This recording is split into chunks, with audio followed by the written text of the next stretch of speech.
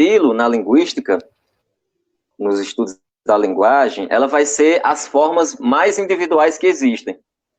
As formas mais individuais mesmo. Por exemplo, o estilo Kafka, né? Esse aqui é o estilo de Kafka, estilo de escrita de Kafka.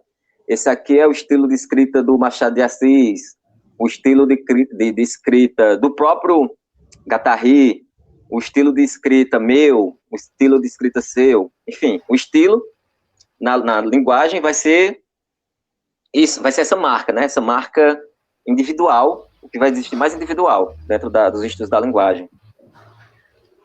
Mas aqui, eles vai além, né? Ele vai dizer que esse estilo, não se pode pensar isso como uma criação psicológica individual, mas um agenciamento de enunciação. E com esse agenciamento de enunciação, que compele, né, como a gente viu nos pontos anteriores, ao universal, né, os valores do passado, essas vozes passadas, essas vozes cósmicas, essas vozes de outro planeta, elas vão estar sendo agenciadas para que saia esse considerado estilo individual, né? Aí ele vai voltar ao exemplo de Kafka, né? Sempre com Kafka, que é um judeu tcheco, aí Becker, irlandês escrevendo em inglês e em francês. Enfim, ele vai dando esses exemplos. Shakespeare, né? Shakespeare, ele é inglês e ele escreveu Macbeth, né? Por exemplo, sobre uma história da Irlanda. Da Irlanda não, da Escócia. E a gente tem Machado de Assis, né? Machado de Assis, que é considerado Dostoiévski brasileiro. Já que ele foi esse cara que, enquanto a gente tinha ali José de Alencar, Frank Távora, esses portugueses que fizeram sucesso no Brasil, como essa Queiroz, Bernardo Guimarães, esses escritores que estavam ali nessa relação realista, né, de pensar a cor local, regionalista, eles estavam tendo esse padrão de linguagem. O Machado de Assis, ele estava sendo universal, né? Ele estava sendo gago, né? De acordo com o texto, gaguejando na própria língua.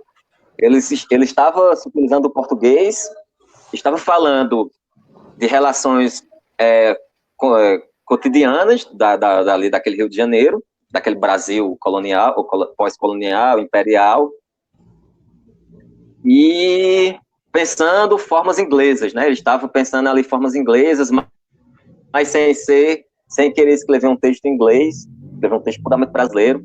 Estava renegando, ao mesmo tempo, essas formas inglesas de escrever, já que ele lia bastante inglês, e estava também se opondo a essas modas, né, regionalistas brasileiras, que a gente tem como exemplo principal o José de Alencar. Então ele estava sendo gago dentro da própria língua, né? Ele estava tateando ali esse espaço literário com essa gagueira, né? Estava sendo gago, que é sem deixar de ser brasileiro e sem deixar de ser universal.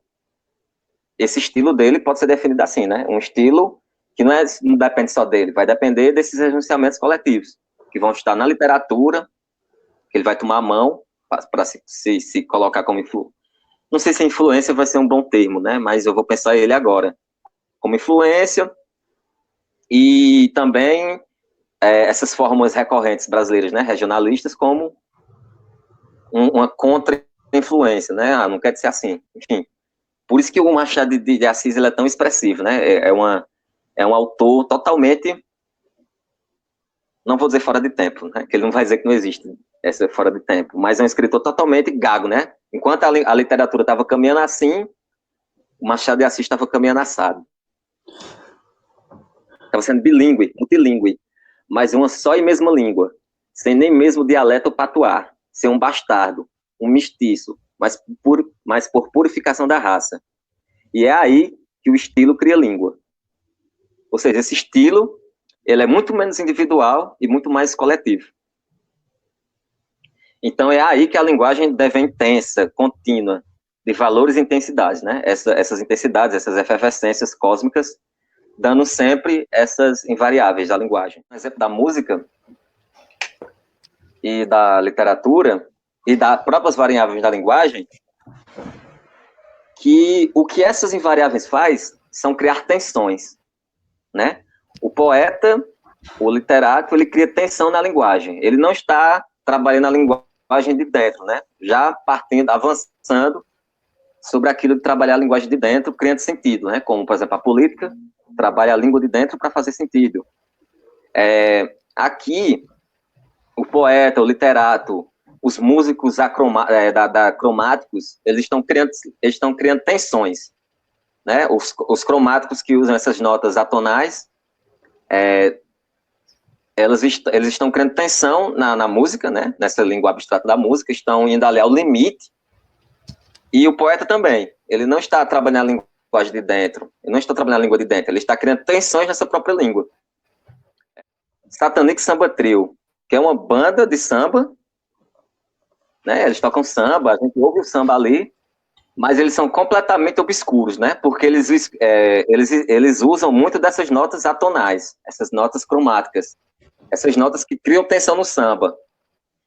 Que a gente vê esse samba do Vinícius de Moraes, a gente vê o Tom Jobim, a gente vê, enfim, esses sambas mais pop, né? Mais conhecidos, tá sempre dentro daquele eixo, né? Aquela música sempre, musiquinha do elevador, né? Que gerou a MPB, que gerou a bossa nova. E eles, ao mesmo tempo que eles estão ali naquela fórmula do sucesso do samba, da bossa nova, eu vou falar samba não, vou falar bossa nova. É bossa nova porque eles estão usando essa forma, estão excluindo uma variável de notas que eles poderiam usar ali. Então, Satanic Samba Trio critica isso, né? Então, eles fazem um samba totalmente tensionado, né? Eles se apropriam dessa bossa nova e criam um estilo gago, né? Um estilo tensionado, totalmente obscuro, totalmente desagradável pelo que seria essa bossa nova comum que a gente tem. Então, o poeta ele não está trabalhando a linguagem, ele não está trabalhando a poesia. Ou quer dizer, ele não está trabalhando a linguagem, ele não está trabalhando a língua de dentro, ele está criando tensões nessa língua, né? Está tornando desagradável aqui, tornando desagradável ali, tanto para quem escuta, né?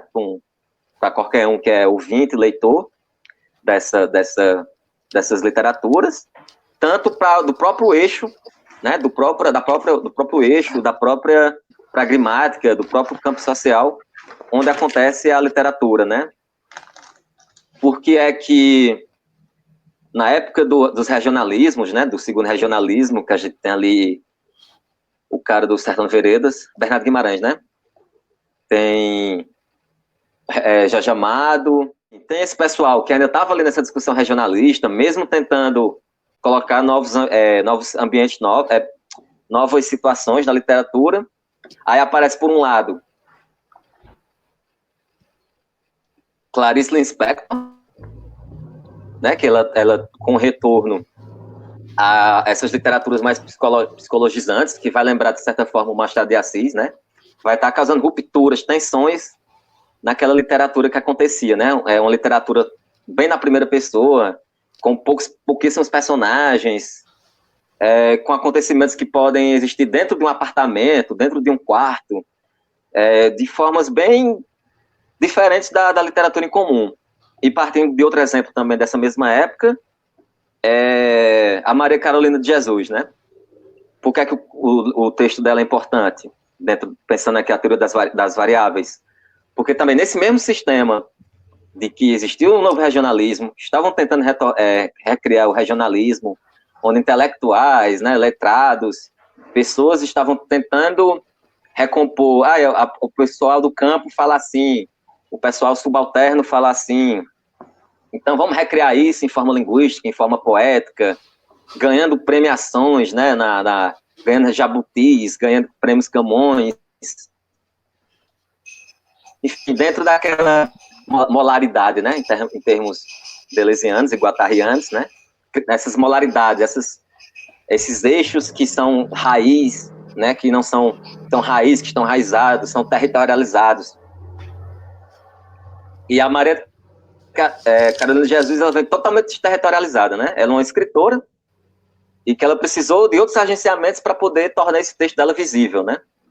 Ela não estava tentando imitar ninguém, ela não estava tentando, não era uma letrada, não era intelectual, que estava tentando imitar pessoas que viviam no chão. Ela vivia essas circunstâncias perante ela mesma, né? Era um plano de influência. A escrita dela era igual, horizontal, à mesma escrita de sua vivência, né? Era um eixo totalmente horizontal. E daí que ela, né, causa uma tensão, né? Ela causa uma tensão tanto na poética, na literatura, como uma tensão nesses campos territorializados, já que acontece a literatura, né? Tal como Machado de Assis fez um tempo, tal como a Clarice, enfim, vários exemplos. Então, são formas de criar tensão, né? As poesias, as literaturas causam tensão.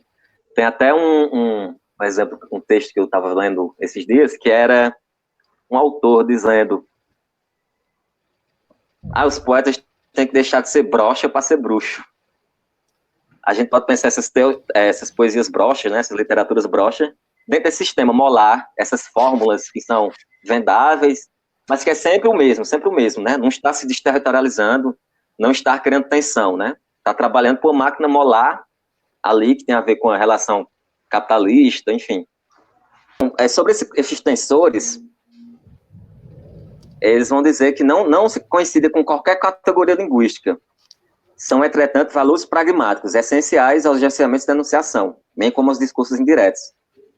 Né? A tensão que a gente acabou de falar da literatura, a tensão da música, a tensão nesses eixos pragmáticos, elas não têm qualquer valor, qualquer relação com categorias linguísticas, né?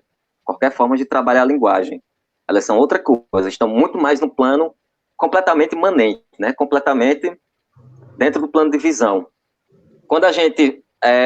para quem não conhece muito Guattari, Deleuze, eles têm uma ideia, uma filosofia anti-transcendente, né? Eles não acreditam em transcendência. Tudo deles é imanência. Ou seja, transcendência é aquilo, né, que sai, né? É um outro, é uma teologia, é um futuro distante, é uma forma mística, é um Deus, é uma salvação política, uma salvação científica, enfim, algo que está totalmente fora, né? Está fora do campo de vivência, fora da pragmática, forma da imanência. E a imanência vai ser o contrário disso tudo. É tudo que acontece, né? Vivência, experiência, pensamento, no mesmo campo, né? Na mesma linha horizontal. Então, esses tensores, eles são horizontais, né? Eles não são transcendentes. Eles existem de dentro. E acredita-se, às vezes, que essas variações não expressam o trabalho comum da criação na língua e permanecem marginais, reservadas aos poetas, às crianças e aos loucos. É por isso que se quer definir a máquina abstrata pelas constantes, que só podem, consequentemente, ser modificadas secundariamente, por efeito cumulativo ou mutação sintagmática.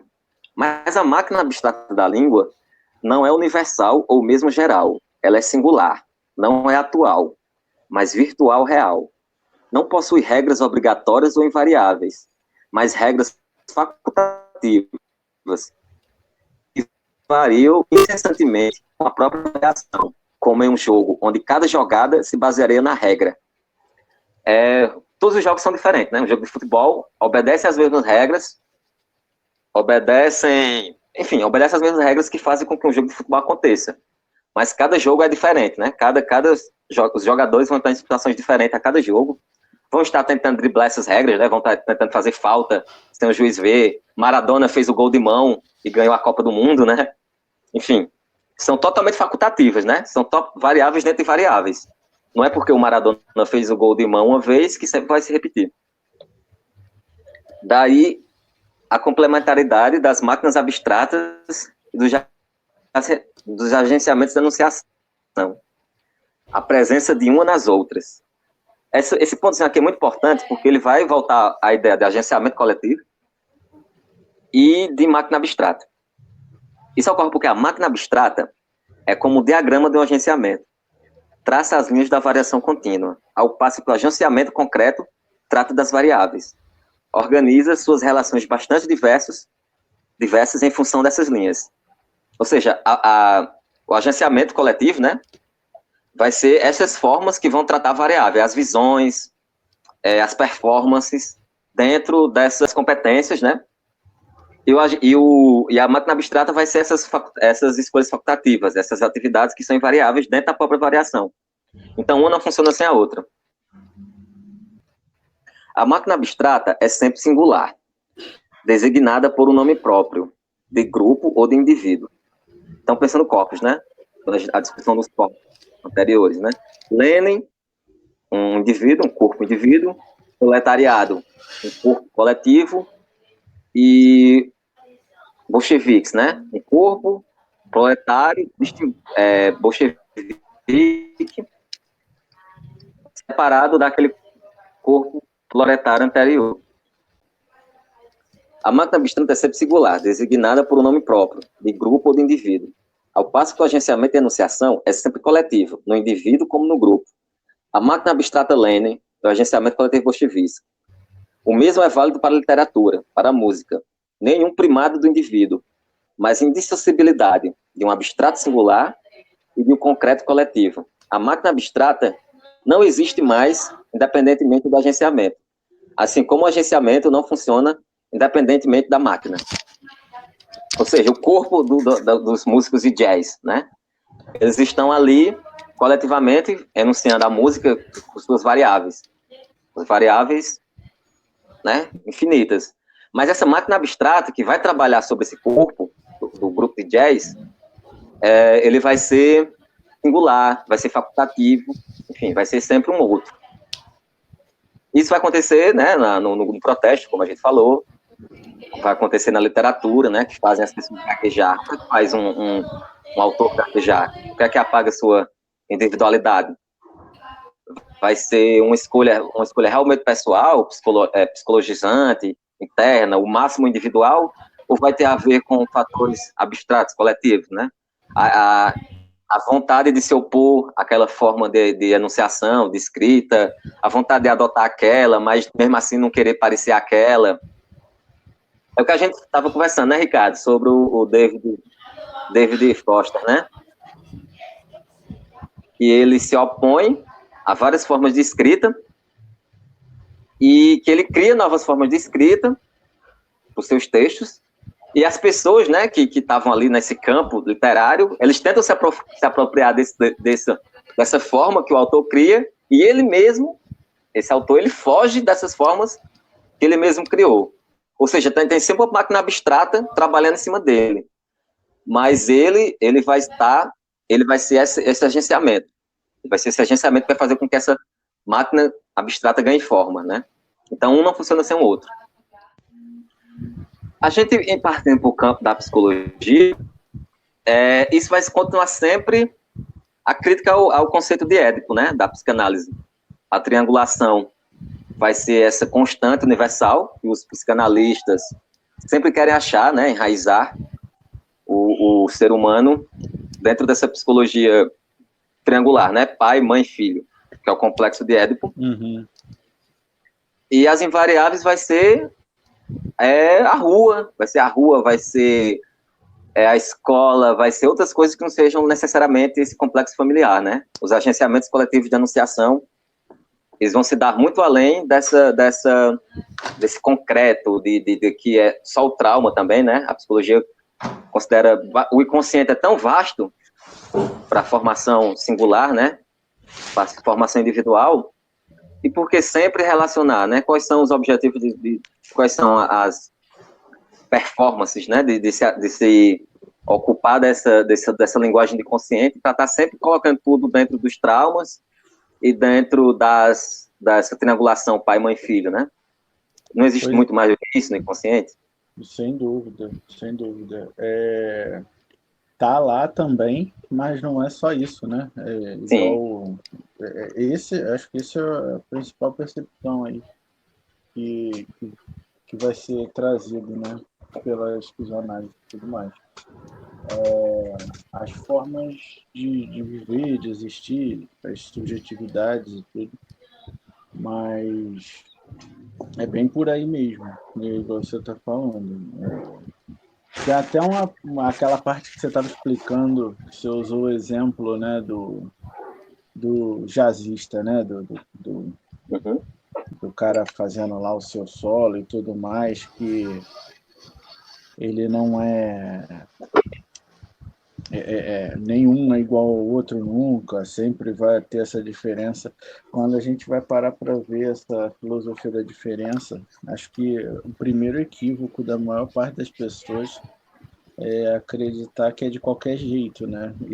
E não é, você tem uma borda ali para poder se apoiar. Não é, você não some na fuga, né? Você não desintegra nas linhas de fuga. Você tem um lugar por onde caminhar, mas sem ficar escravo de alguma coisa que você já tenha feito antes. Essa uma parte muito potente aí das psicoanálises, né, e da filosofia da diferença em si. Mas é bem interessante. É que sempre vai depender, vai ter uma função, né? Por mais que essa função ela se esmiúce a partir dessas invariáveis, sempre vai ter uma função para onde você parte, né? Mesmo para pensar a diferença. Você só pensa a diferença através de si, a partir de si, né? Sim. A diferença não vai existir por si mesma. Acho que tu usou a palavra mais apropriada mesmo, porque é você realmente entender que a função e finalidade são coisas diferentes, né? Quando você prende a produção a uma finalidade, você acaba perdendo muito no caminho. Quando você entende que certas coisas que você produz terminam em si e tudo bem, que não é um pecado que você vai ter que pagar ou que um tempo que você está perdendo, você está produzindo algo imanente, potente e que vai gerar alguma coisa interessante para a tua vida, é por aí, né? As escalas que você estava dando exemplo, né, para o jazzista fazer algo diferente do que ele fez todas as outras vezes que ele fez anteriormente, é a prudência, né? Quando você traz para a vida. Não, você não levar até o ponto em que você perde o controle da experiência. Né? Você ainda está ali para aproveitar aquilo que está sendo produzido, tá sendo feito. Eu entendo dessa forma, entendo que é por aí.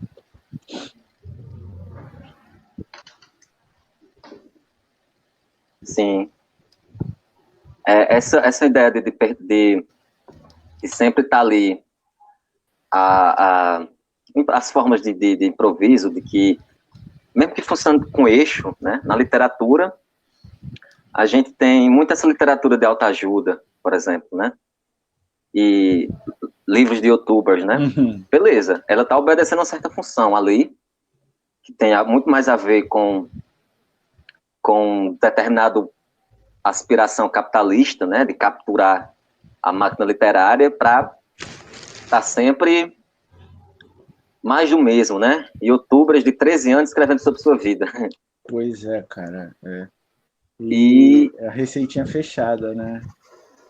e não incomodando ninguém, né? Não causando tensão em nada, né?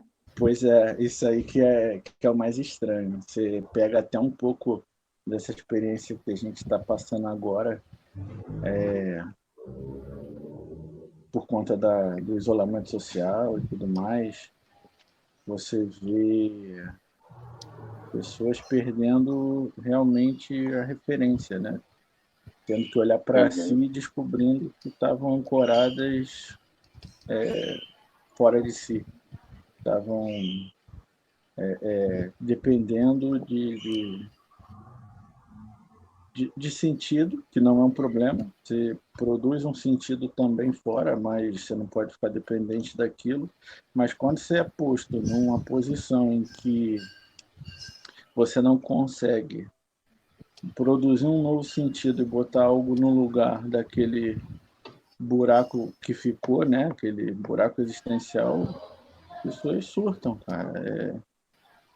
tipo assim, tem recebido notícia de pessoal se suicidando, saca? Isso é muito, muito sério, isso é muito Muito, complicado, muito. porque, caramba, que desespero é esse? Que eu acho que, não sei se alguém aqui poderia, mas eu falando por mim, não teria como entender, assim, se sentir, né, a ponto de experimentar a mesma coisa. Muito estranho. Você não tem mais nada, nada.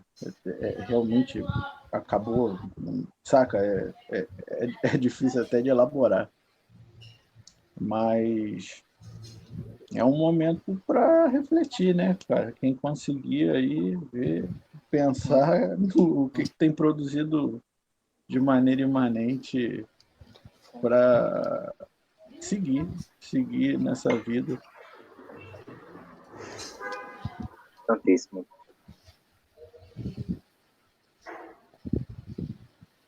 Pois é, formas de ser diegista, né?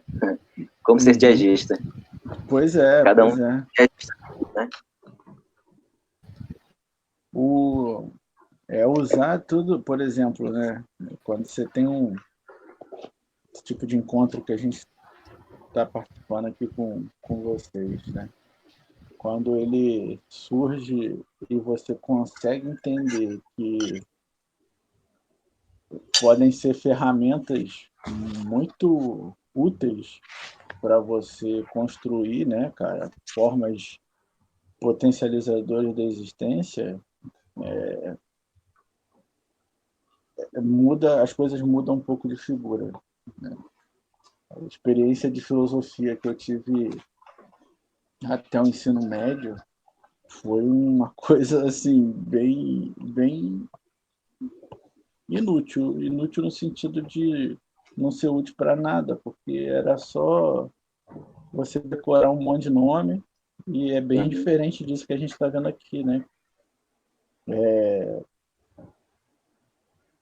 Não tem, se não tem se não vir alguma coisa na sua mão, ela vai ser deixada de lado até o momento que ela vai ser esquecida. Exatamente. Diferentemente dessa forma de se apropriar dos conceitos, né, que a gente tem visto aqui nos últimos encontros.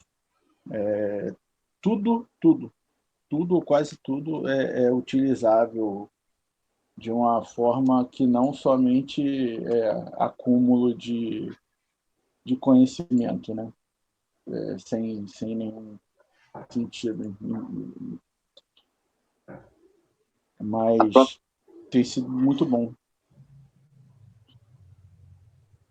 a própria desvalorização que a gente tem da filosofia, da sociologia, né? Desvalorização Sim. tanto desse eixo institucional governamental, que quer diminuir cada vez mais as aulas de filosofia, diminuir cada vez mais a sociologia, né? Se já é Sim. ruim do jeito que é, né? Do jeito que você, na época que você estudou, na época que eu estudei na escola, se não já era tão interessante assim, imagina existindo, mas mesmo assim faz que você conheça no mínimo, né? Um filósofo, um sociólogo, uma ideia. Imagina eliminando ao todo, né? Não, total. A gente acredita, né, que precise sim precise continuar. E até, sei lá, quem está transmitindo entender também que não é a transmissão pela transmissão, né? É você realmente se permitir fazer a diferença com aquilo que você está se propondo a passar para frente. Por essa ocasião, mas a questão é a seguinte: no começo do texto eu achava que ele ia. Estou ouvindo? Então, Eu achava que Sim. ele ia para trilhar outro caminho, assim.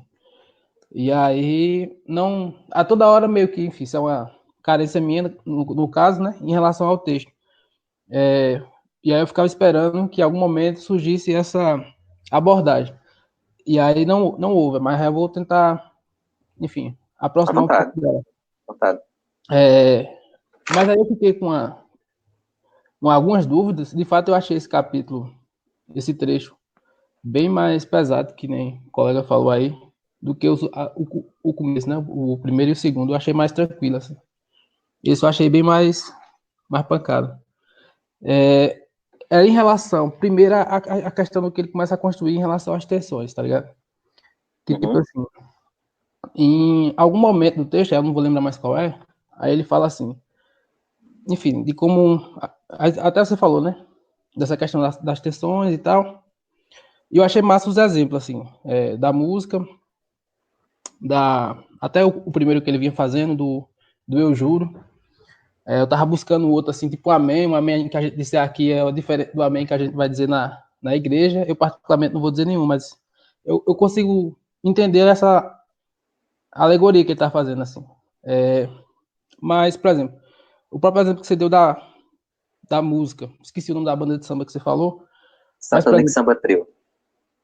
por exemplo, ela tensiona, mas ela tensiona fazendo o que ela faz ser agradável ou desagradável, igual a Bossa Nova fazendo aquilo ser agradável ou desagradável em algum lugar em nós, né? Ou seja, algum lugar em nós que recepciona aquilo ser desagradável ou agradável, vamos dizer assim. Não sei se eu estou dando o termo certo.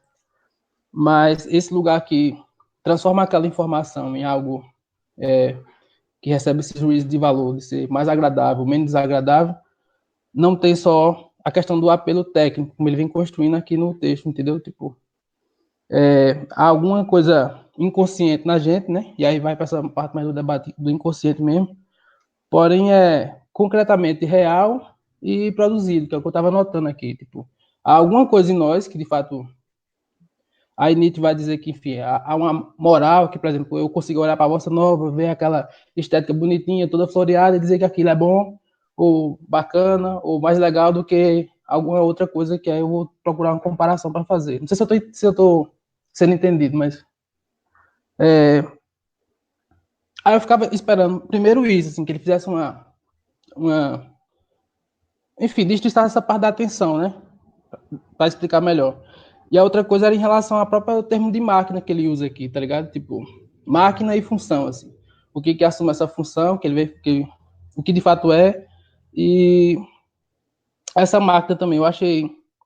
Eu não sei até agora, você tá querendo desfazer a noção de determinístico, assim, de ser mais determinístico, ou se é isso mesmo que ele tá querendo reforçar, entendeu? Tipo, quando ele vem falar de máquina. Porque, por exemplo, aí, voltando lá para o começo da conversa, eu achava que ele ia chegar em algum ponto que a construção da fala ia dizer assim, ou pelo menos passar por aí, né? Que as invariáveis, a máquina, ela tem algum tipo de construção, vamos dizer assim, minimamente,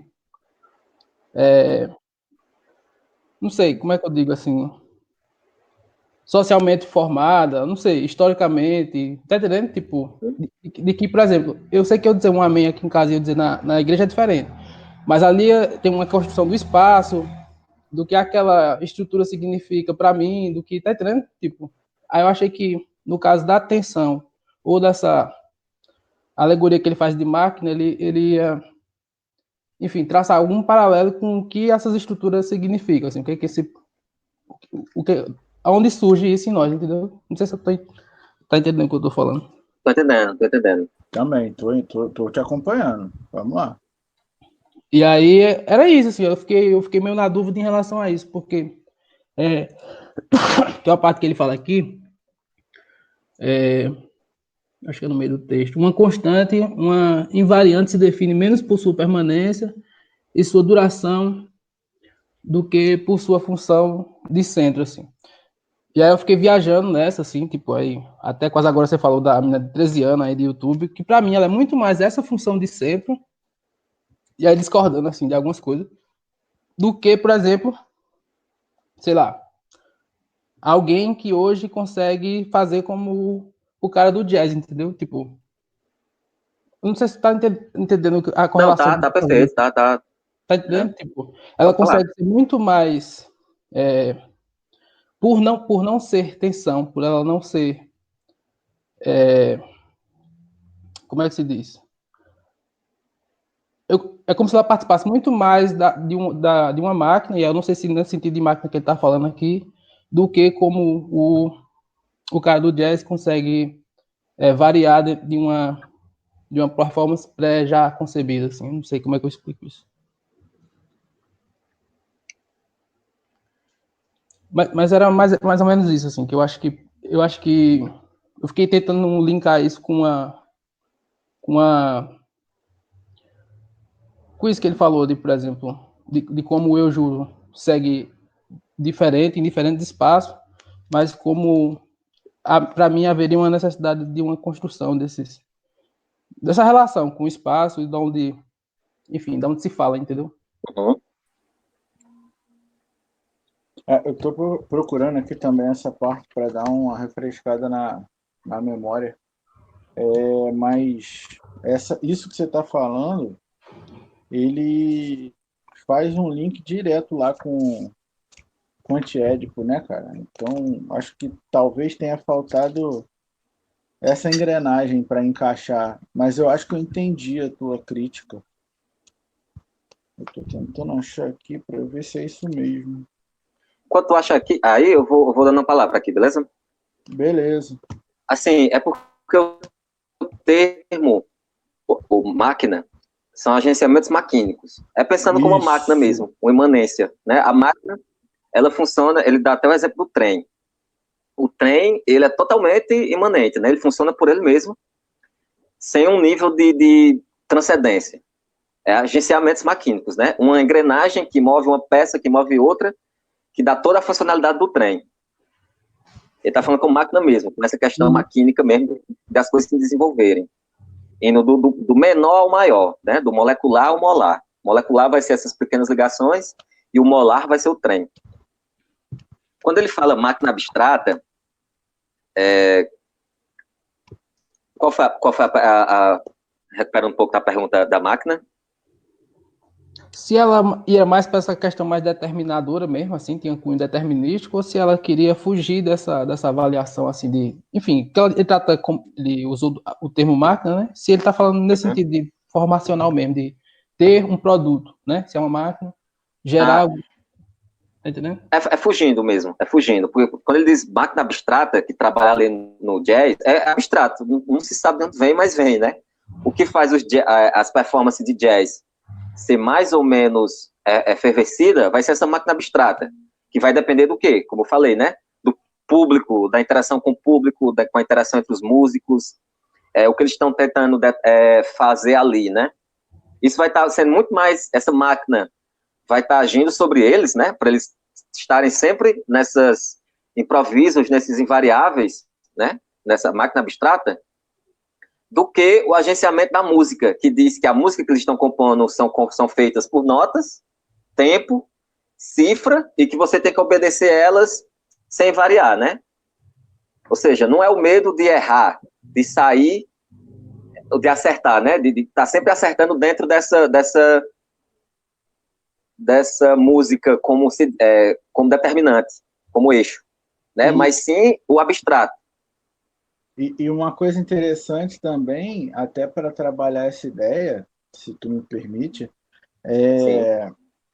a gente pegar esse conceito e dividir como coisas que se agenciam, né? Já que tudo trabalha desse jeito por aqui.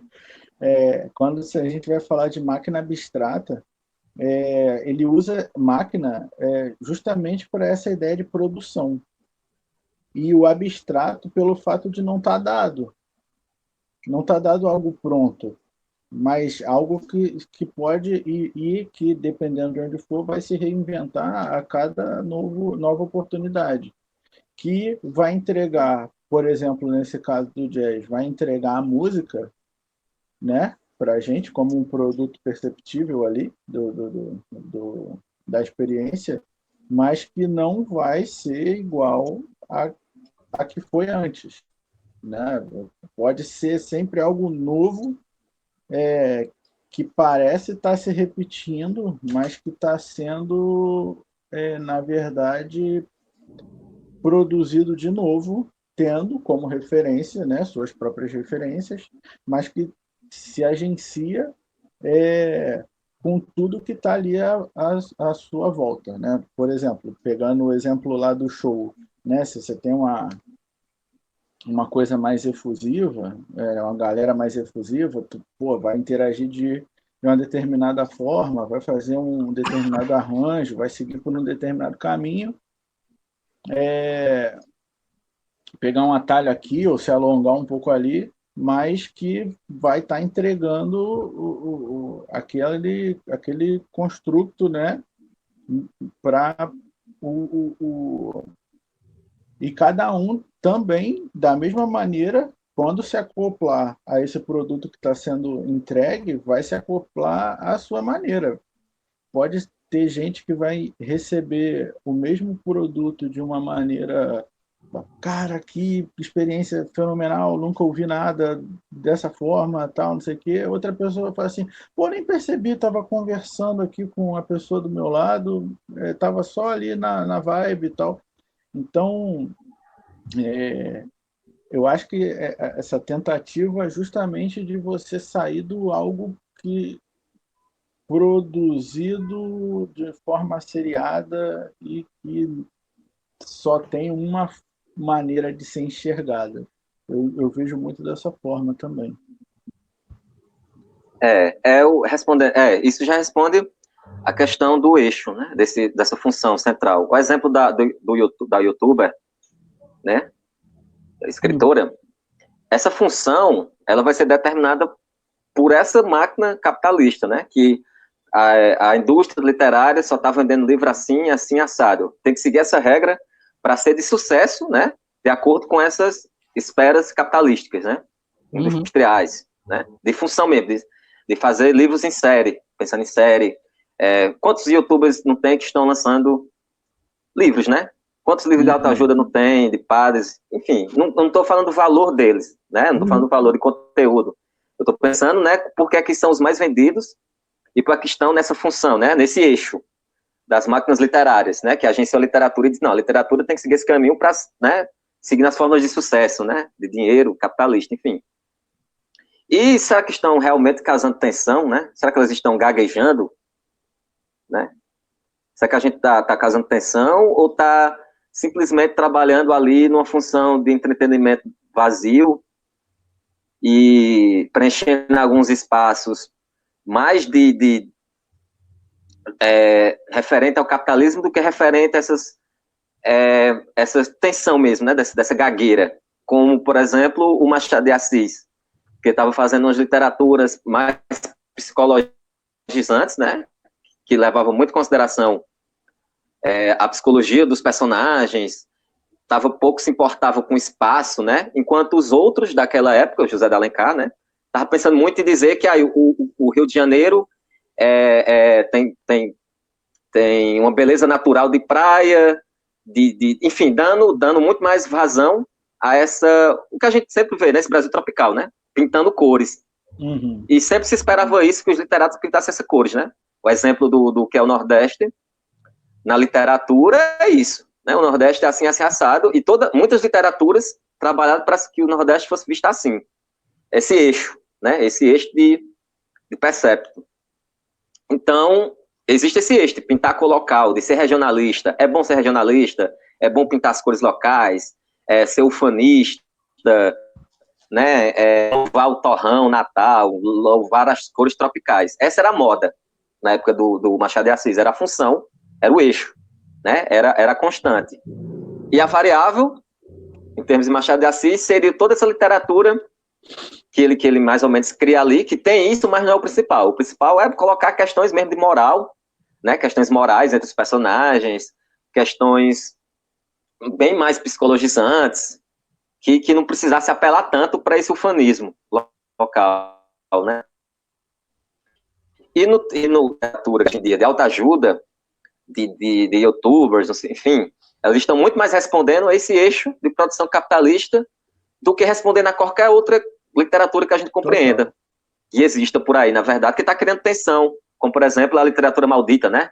Sempre vai existir a literatura dos malditos, que escreve literatura. Tem vários exemplos. Aquele carinha da pós-ditadura, que ele é da época do Bansky, esqueci o nome dele, que ele é Mayakovsky, que ele é brasileiro. Não, Leminski. Leminski, né? Mayakovsky é russo, é. Mayakovsky é Leminski, né? A gente tem a literatura de Leminski causando tensões ali, né? Enquanto vai sempre existir essas coisas pop, né? O jazz, por mais sucesso que ele fala, ele nunca vai estar nesse eixo, né? Ele nunca vai ser o domador desse eixo, tanto em termos musicais, né? A música que ele faz, como em termos de circulação, né? Ele sempre vai estar à margem, né? Vai estar criando tensão, e essa tensão, ela realmente não é bem-vinda, né? Dentro dos termos de capitalismo, e não em termos de potência. Elas sempre vão ser o mais do mesmo, mais do mesmo. E a outra fala que tu perguntou foi do Eu Juro, né? Foi. Então, essa parte do exemplo, né, do amém, é isso, a variável, ela não pode ser considerada somente pela situação, né? Aí é porque tem a situação do casamento e o eu juro vai ser assim. Vai ter a situação da brincadeira e o eu juro vai ter assim. Vai ter a função do amém, de estar aqui, enfim. Seria muito fácil dizer que fosse só a situação, né? Situacional. Então, vai ser como as formas que elas variam até onde pode ir e possa retornar a esse eixo. De certa forma, vai ser o juro. Você vai estar colocando numa proposta, né? Não seria proposta, seria numa postura mesmo, né? De eu juro remete a uma postura. Você faz, o que você fala é exatamente o que você faz e que espera que seja feito. Né? O eu juro, ele vai ter essa função sempre. Né? Ele vai ter essa função de eixo mais do que de duração. Né? O que ela quer dizer é exatamente isso. Não sei se é bem por aí a resposta, ou tua pergunta. Mas é exatamente isso mesmo que você falou. É máquina, o termo máquina dele mesmo é de produção mesmo. Produção de sentido, seja ele produção de sentido capitalístico, seja em função de criação de sentido de potência, né? Criação de potências, que seria as esquizo, né? As esquizo contra a psicanálise, né? E a outra, cara, eu não sei se chega tanto no que você acha, né? O que é que vai tornar você pensar nisso, se é agradável ou desagradável?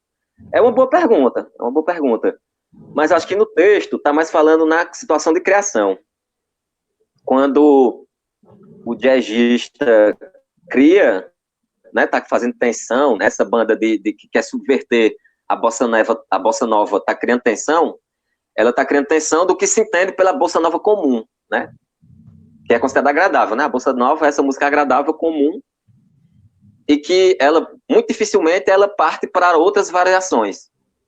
E essa banda que eu falei, né, que é a Satanic Samba Trio, é uma banda de bossa nova, mas que o termos usa criações, né, notas, formas de musicais totalmente, é bossa nova, mas ela vai para lugares inexplorados, dessas bossa nova comum que a gente tem. E é interessante e aí, isso. a questão... Desculpa, pode continuar. Essa relação de que vai tornar a gente agradável ou desagradável, eu acho que vai ser essa visão de mundo mesmo, né? Essa imanência que a gente tem de considerar agradável ou desagradável, aí já vai ser o outro lado da história, né? Que máquinas abstratas, que agenciamentos coletivos de enunciação vai estar agindo sobre a gente, né? Para considerar que isso é agradável em relação àquilo, né? Pronto, era isso que eu achava que em algum momento ele ia fazer um vínculo com isso, assim, entendeu? Tipo de... Ele tem certa renúncia, assim, a falar do que é totalmente individual. Tanto que quando ele vai falar de estilo, que na linguística comum é dizer que o estilo é aquilo que existe mais individual da pessoa, né? Que vai se opor à forma, a conteúdo, a expressão. É o estilo. E ele vai querer passar longe disso, né? Vai querer dizer que não. O estilo, ele tem muito mais a ver com o coletivo do que com sua individualidade. É por isso que ele não vai tanto para o eixo da individualidade, sabe? Ele vai mais para esses eixos de máquina. Isso vai ser uma coisa que a gente vai ver bastante, né? Por aqui. Não entregar uma coisa fechada como serviço para todo mundo. Essa parte do agradável e desagradável, a gente pode ir junto com Spinoza aí, né? E pegar o que aumenta a tua potência de agir, né, cara? Ele vai por esse caminho. E o que vai ser assim para ti, não vai ser para mim, e tudo bem, sem problema nenhum. O problema é o que a gente foi construindo ao longo da história de dizer que certas coisas só podem ser boas e ver a galera sofrendo aí por conta disso. Isso no campo que tu quiser botar para rolo, tu acha, né? Esse problema. Tanto que quando ele vai falar do rizoma, que é um conceito central da obra do Mil Platôs, o rizoma, ele vai, no volume 1, ele diz que o rizoma não é necessariamente nem bom e nem ruim, ele é neutro. Ele faz com que as coisas aconteçam, né? O rizoma que faz com que o fascismo aconteça, ele pode funcionar também para que existam contracondutas, movimentos de resistência, enfim, o rizoma é neutro. Esses agenciamentos, esses encontros, que não tem nem meio nem fim, eles são totalmente neutros. Mas o que vai acontecer dele, o que vai derivar deles, não são, né? Aí vai entrar as máquinas de criação de sentido. Tanto que a filosofia de Deleuze-Guattari é totalmente incompreensível, totalmente colocada a lado para a teoria de crítica ao capital do marxismo, por exemplo, né? Aqui não deixa de ser uma crítica ao capitalismo, não deixa de ser uma crítica ao capital, mas de uma forma totalmente diferente do marxismo, né? E é bom que seja assim, né? É respeitar a diferença, faz com que a diferença aconteça, né? Esse negócio que você